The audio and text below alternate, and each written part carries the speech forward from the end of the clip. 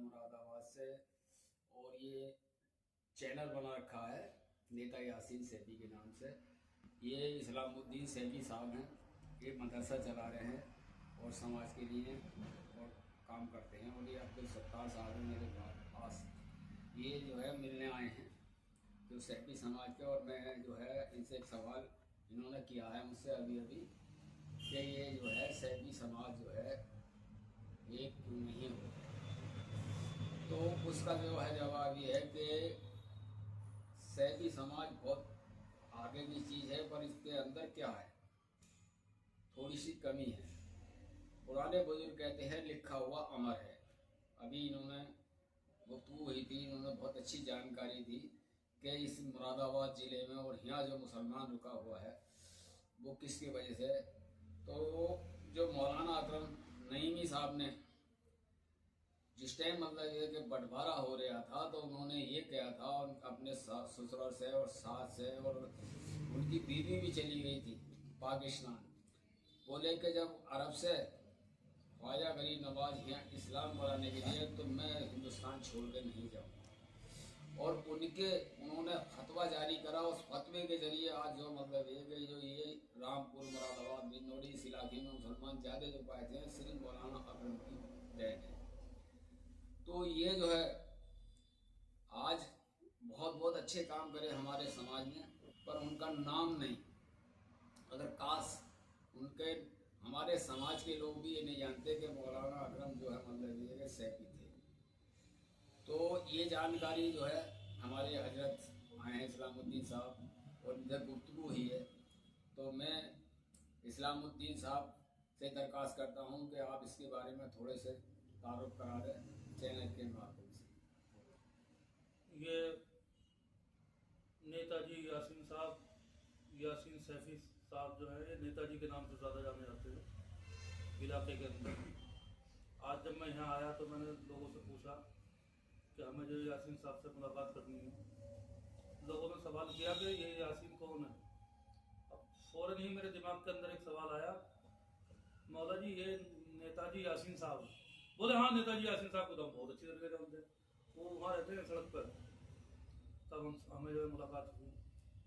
और ये बात असल है कि हमारा जो समाज है, सैफी समाज जो है, असल में नेताजी ये हमारी जो मीटिंग होती है, ये हमारी जो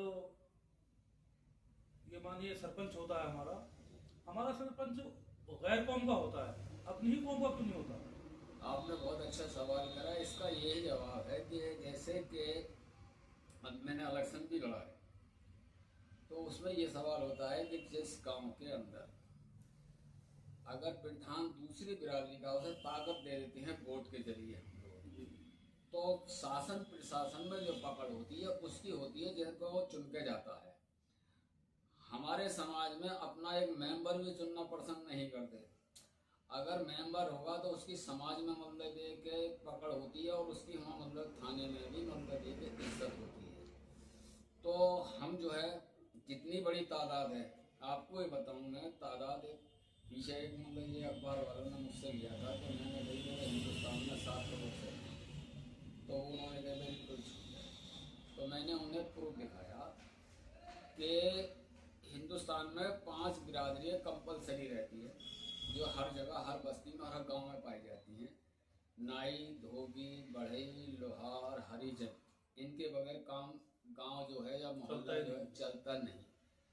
तो बोले कि एक आबादी जो हरिजन भाइयों की मतलब ये 7 करोड़ है हिंदुस्तान के अंदर, पर 2 की कितनी हो गई, तो बोले 14 करोड़। तो बोले आपने 7 करोड़ क्यों बताइए। मैंने कि इसमें हमारे हिंदू भाई भी मतलब ये है कि इस काम को करते हैं। सिक्कों में तिरखान कहते हैं, उधर खादी बढ़ई भी कहते हैं, और शर्मा कहते हैं। तो जो एक लाख 2 लाख के मतलब MLA पाए जाते हैं आबादी में, और हम 7 करोड़ में भी मतलब ये कि कोई MP नहीं पाए जाते ना MLA। यहाँ कमजोरी है कि मतलब ये कि दबाव जो आता है रिश्तेदारी का कनेक्शन होता है।